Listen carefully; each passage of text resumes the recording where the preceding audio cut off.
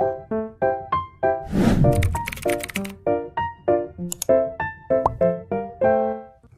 welcome back to my YouTube channel, and for today's tutorial, I will be teaching you on how to edit caption on Instagram post.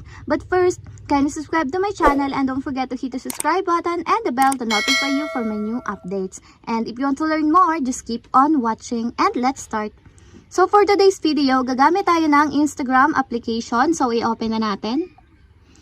Pagka-open ng Instagram application, punta agad kayo dun sa mismong timeline ng inyong Instagram. Tapos, pili lang kayo ng photos na gusto nyong i-edit ang caption. For example, itong Instagram post na to, babaguhin natin yung caption niya.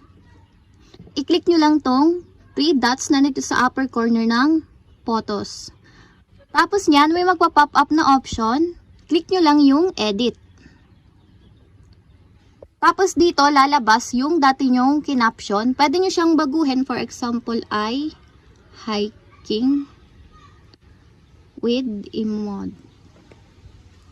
Yan. Pag nailagay nyo na yung gusto nyong caption, click nyo lang yung check na nandito sa upper right corner ng photos. So yan, automatic na bago na yung caption ng inyong photos. And that's it. We have successfully edited caption on Instagram post. If you have a question, kindly comment down below and don't forget to hit the subscribe button and the bell to notify you for my new updates. And thank you for watching.